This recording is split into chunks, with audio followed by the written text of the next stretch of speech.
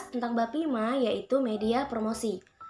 Saya Evita Istiqomah dari kelas 12 TKJ 1, tugas produk kreatif dan kewirausahaan SMK Negeri 1 Satui.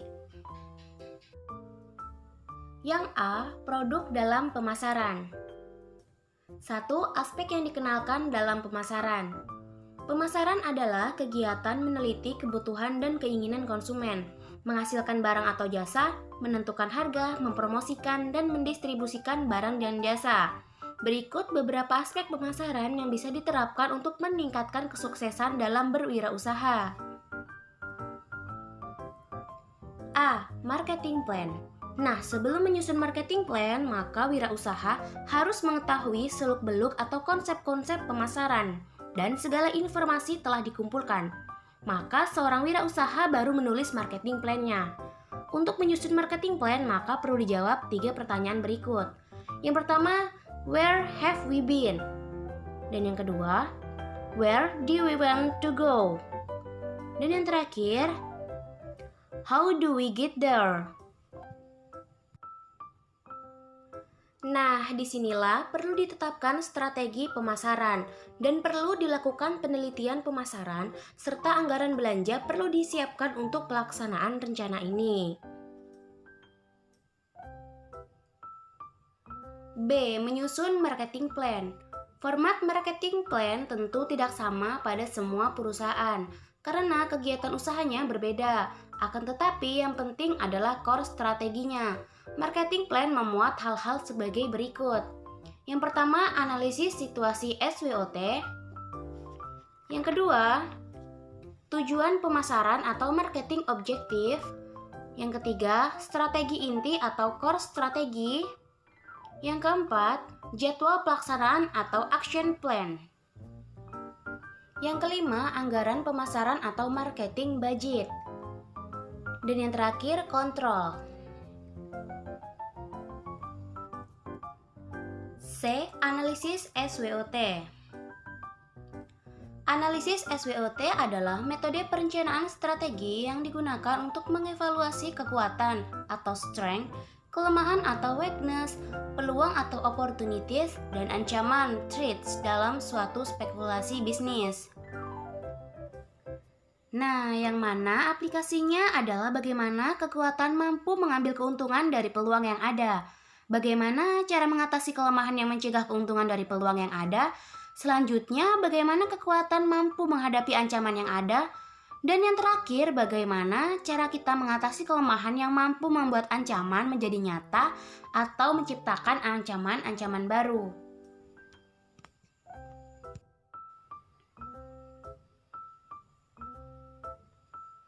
D. Konsep AIDA plus S. Di dalam setiap kegiatan bisnis harus diusahakan agar wirausaha memperhatikan konsep AIDA plus S. Konsep ini berlaku untuk setiap kegiatan yang dilaksanakan oleh bisnis yang dapat menarik hati konsumen atau langganan. Misalnya kegiatan membuat suatu produk yang memuaskan konsumen, kegiatan melayani konsumen pada sebuah pertokoan atau kegiatan-kegiatan lainnya. Tujuan dari pemasaran ialah menimbulkan kepuasan bagi konsumen. Jika konsumen puas terhadap barang tersebut atau terhadap pelayanan toko tersebut, maka konsumen akan melakukan pembelian ulang. Jika konsumen tidak puas, maka dia tidak akan melakukan pembelian ulang dan akan memberikan reaksi negatif, serta menginformasikan reaksi negatif itu kepada keluarganya, sahabatnya, sehingga pemasaran produk tersebut tidak mencapai sasaran. Hal ini dapat menimbulkan kegagalan bagi perusahaan.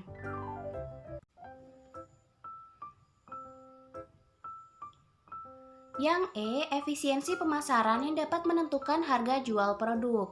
Efisiensi pemasaran adalah seberapa besar pengorbanan yang harus dikeluarkan dalam kegiatan pemasaran menunjang hasil yang bisa didapatkan dari kegiatan pemasaran tersebut. Yang pertama ada biaya pemasaran. Biaya pemasaran menunjukkan bagian dari pembayaran konsumen yang diperlukan untuk menutup biaya yang dikeluarkan dalam proses pemasaran. Yang termasuk biaya pemasaran yaitu yang pertama ada biaya transportasi, dan yang kedua ada biaya pengemasan, dan yang ketiga ada biaya penyimpanan, yang keempat biaya pemesanan, yang kelima biaya merek dagang, Yang keenam, pajak. Dan yang terakhir, biaya resiko kerusakan dan lain sebagainya. 2. Saluran pemasaran. Yang dimaksud dengan saluran pemasaran adalah jejak perpindahan barang dari produsen ke konsumen akhir. Saluran pemasaran adalah serangkaian organisasi yang saling tergantung dalam rangka proses penyaluran barang dari produsen kepada konsumen. Jenis-jenis saluran distribusi yang dapat diklasifikasikan sebagai berikut. Yang pertama, saluran distribusi langsung. Saluran ini merupakan saluran distribusi yang paling sederhana dan paling rendah, yakni saluran distribusi dari produsen ke konsumen tanpa menggunakan perantara. Di sini produsen dapat menjual barangnya melalui pos atau mendatangi langsung rumah konsumen. Saluran ini bisa juga disebut dengan 0 tingkat atau zero strength channel. Kemudian ada saluran distribusi yang menggunakan satu perantara, yakni melibatkan produsen dan pengecer. Di sini pengecer besar langsung membeli barang kepada produsen, kemudian menjualnya langsung kepada konsumen.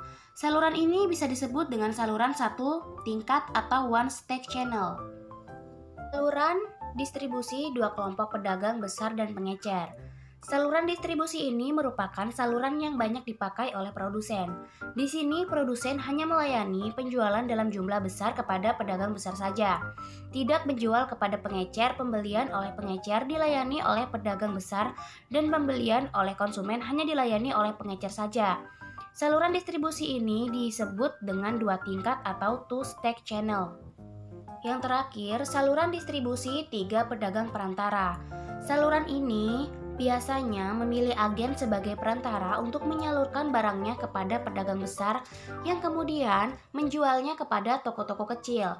Saluran distribusi seperti ini dikenal dengan 3 tingkat atau 3 stack channel. 3. Margin pasar. Margin pasar dapat didefinisikan sebagai selisih harga di tingkat produsen dengan di tingkat konsumen. Menurut Rashid dan Kaundry dalam Basiru DKK mengumumkan bahwa ada dua unsur yang mempengaruhi margin pemasaran, yaitu biaya yang dikeluarkan untuk menjalankan fungsi tata niaga seperti pengumpulan, pengolahan, penyimpanan, pengepakan, pengangkutan, dan lain-lain. Besar keuntungan dari pasar-pasar perantara atau keuntungan pedagang perantara. Yang keempat, analisis pasar. A. Luas pasar. Populasi pasar atau market population adalah keseluruhan permintaan terhadap produk tertentu pada wilayah dan periode waktu yang berbeda pula. B. Analisis potensi pasar. Market share merupakan proporsi kemampuan perusahaan terhadap keseluruhan penjualan seluruh pesaing, termasuk penjualan perusahaan itu sendiri. Apa saja sih elemen-elemen dalam pemasaran itu? Yang kedua, elemen dalam pemasaran. Market orientasi pada keinginan konsumen. Yang kedua, pencapaian tingkat kepuasan para konsumen. Yang ketiga, penyusunan kegiatan pemasaran secara terpadu. Nah, konteks pemasarannya yang pertama ada produk atau barang, jasa, ide, dan lain-lain. Yang kedua ada nilai. Yang ketiga ada biaya, yang keempat ada kepuasan pelanggan, dan yang terakhir pasar penjualan produk. 3. Lingkungan pemasaran. Pertama, lingkungan pemasaran mikro adalah lingkungan yang terdapat pada produsen. Lingkungan mikro diantaranya seperti aspek penyedia yaitu supplier. Yang kedua, aspek pemasaran seperti reseller, agen pelayanan pemasaran, dan lain-lain. Yang ketiga, ada aspek pelanggan seperti individu, rumah tangga, pasar produsen, pasar penjual atau reseller, dan lain-lain. Yang keempat, ada aspek pesaing. Perusahaan yang memproduksi barang mematok harga yang sama. Perusahaan yang membuat barang yang sama. Perusahaan yang bersaing untuk merebutkan uang konsumen. Yang kedua, lingkungan pemasaran makro. Lingkungan pemasaran makro yaitu kekuatan masyarakat yang lebih luas dan mempengaruhi seluruh lingkungan mikro pemasaran suatu perusahaan yang mempunyai pengaruh secara tidak langsung terhadap pemasar. Berikut lingkungan yang berpengaruh pada pemasaran makro. Yang pertama, ada lingkungan demografi. Yang kedua, ada lingkungan sosial budaya. Yang ketiga, lingkungan ekonomi. Dan yang terakhir, lingkungan politik. Kemudian lingkungan pemasaran global. Lingkungan pemasaran global yaitu lingkungan perusahaan yang terdiri dari pelaku dan kekuatan di luar pemasaran yang mempengaruhi kemampuan manajemen pemasaran guna mempertahankan dan membangun hubungan yang berhasil dengan pelanggan sasaran. 4. Variabel yang tidak terkontrol oleh wirausahawan. Yang pertama, keadaan persaingan. Adalah sulit bagi seorang pengusaha meramalkan kapan akan muncul saingan baru dalam produk yang sama. Yang kedua, perkembangan teknologi. Kapan akan muncul teknologi baru yang membuat proses produksi lebih efisien dan lebih bagus juga sulit diduga. Yang ketiga, perubahan demografi. Kecenderungan perubahan penduduk juga sulit diantisipasi karena data perubahan penduduk ini sulit diperoleh. Yang keempat, kebijakan politik dan ekonomi pemerintah. Perubahan-perubahan peraturan pemerintah juga sulit diantisipasi oleh para pengusaha. Dan yang terakhir, sumber daya alam. Adalah sulit meramalkan kapan sumber daya alam akan habis atau kapan ditemukan sumber daya alam yang baru. B. Media promosi. Pengertian promosi. Promosi adalah salah satu cara untuk memperkenalkan produk usaha kita. Dengan promosi, maka produk akan lebih mudah dikenal masyarakat dan mudah mencapai ke target konsumen. Menurut Harper Boy, promosi diartikan sebagai upaya membujuk orang untuk menerima produk, konsep, dan gagasan. Sedangkan menurut Bond dan Kurt, promosi adalah proses menginformasikan, membujuk, dan mempengaruhi suatu keputusan pembelian. 2. Tujuan promosi. Orang melakukan promosi untuk mencapai suatu tujuan tertentu. Adapun tujuan promosi berdasarkan rangkuman dari berbagai sumber adalah: yang pertama, menyebarluaskan informasi suatu produk kepada calon konsumen yang potensial. Yang kedua, mendapatkan konsumen baru dan untuk menjaga loyalitas konsumen. Yang ketiga, menaikkan penjualan serta laba atau keuntungan. Yang keempat, membedakan dan mengunggulkan produknya. Yang kelima, branding atau membentuk citra produk di mata konsumen. Dan yang terakhir, merubah tingkah laku dan pendapat konsumen tentang suatu produk. 3. Media promosi. Menurut William Wells, John Bourne, dan Sandra Moriarty, media adalah sarana komunikasi yang membawa pesan-pesan dari pengiklan kepada konsumennya. A. Promosi media cetak. Yang pertama ada iklan koran atau surat kabar. Yang kedua iklan majalah.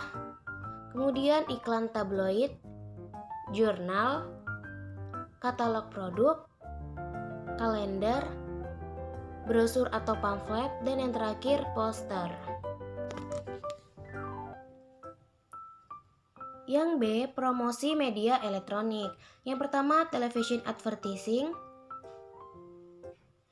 radio advertising, online advertising, dan yang terakhir ada domain name advertising. C. Promosi media internet. Ada Facebook, kemudian Twitter, blog, Instagram, YouTube, dan yang terakhir marketplace, yaitu memiliki 3 marketplace, online shop, dan e-commerce. D. Promosi media iklan luar ruangan. Billboard, baliho, shopping branding, neon box, spanduk, iklan tembok, dan yang terakhir ada media 3D. Yang E. Promosi media cetak. Promosi yang dilakukan melalui sebuah produk seperti tas, kaos, topi, dan lain-lain. Nah, biasanya ketika kita mengikuti seminar, kita akan mendapatkan sebuah tas dengan logo sebuah perusahaan. Tips cerdas promosi dengan Instagram. Yang pertama ada insting dan promosi. Berikut tips cerdas memanfaatkan Instagram bisnis sebagai media promosi. 1. Pilih Android dengan kualitas gambar yang bagus. Membuat akun Instagram dan gunakan nama brand jual. Upload foto, gambar, video produk, dan pajang foto testimoni. Lakukan share, tag, serta melayani respon cepat pertanyaan pelanggan. Iklan dengan Instagram ADS dan lakukan teknik soft selling. Perbanyak followers, menawarkan diskon atau hadiah dengan syarat khusus untuk menarik konsumen. Dan yang terakhir, amati akun Instagram yang populer, diamati, ditiru, dan dimodifikasi.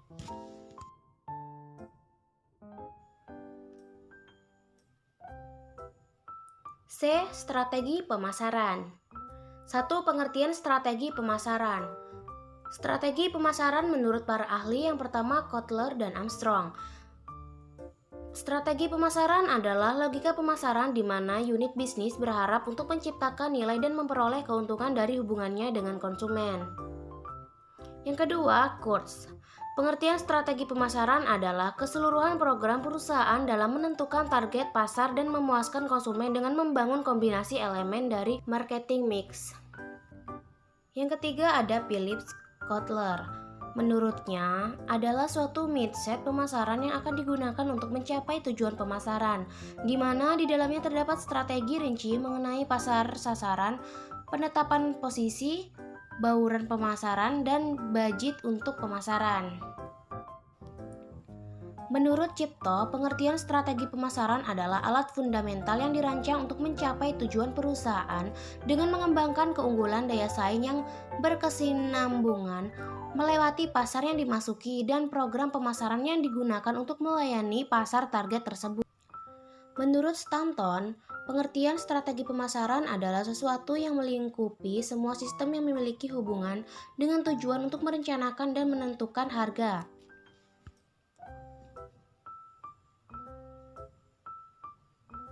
B. Analisis SWOT. Menerapkan strategi pemasaran diawali dengan menganalisa secara keseluruhan dari situasi perusahaan, di mana ia menilai kekuatan atau strength, kelemahan weakness, peluang opportunities, dan ancaman threats. 2. Fungsi strategi pemasaran. Yang pertama ada meningkatkan motivasi untuk melihat masa depan. Yang kedua, koordinasi pemasaran yang lebih efektif, merumuskan tujuan perusahaan, dan yang terakhir, pengawasan kegiatan pemasaran. 3. Tujuan strategi pemasaran untuk meningkatkan kualitas koordinasi antar individu dalam tim pemasaran. Untuk hasil pemasaran berdasarkan standar prestasi yang telah ditentukan sebagai dasar logis dalam mengambil keputusan pemasaran untuk meningkatkan kemampuan dalam beradaptasi bila terjadi perubahan dalam pemasaran. 4. Faktor penyebab perubahan strategi pemasaran. Yang pertama ada siklus daur hidup produk, tingkat persaingan perusahaan di pasar, keadaan ekonomi, dan yang terakhir ada panjang untuk memenuhi kondisi yang sedang berubah-ubah. 5. Kondisi strategi pemasaran ada segmen pasar, meliputi umur dan tahap daur ulang, jenis kelamin, dan pendapatan. Yang kedua, market positioning. Yang ketiga, market entry strategi yang meliputi membeli perusahaan lain, internal development, dan yang terakhir kerjasama perusahaan lain. Yang keempat, marketing mix strategi, yaitu meliputi faktor pasar, keputusan distribusi, volume penjualan, kerangka marketing, dan volume penjualan yang dipengaruhi, serta timing strategi. Yang keenam, jenis strategi pemasaran, yaitu ada earned media, ada direct selling, ada internet marketing, and point of purchase. Sekian dari saya, terima kasih, thank you, see you next time.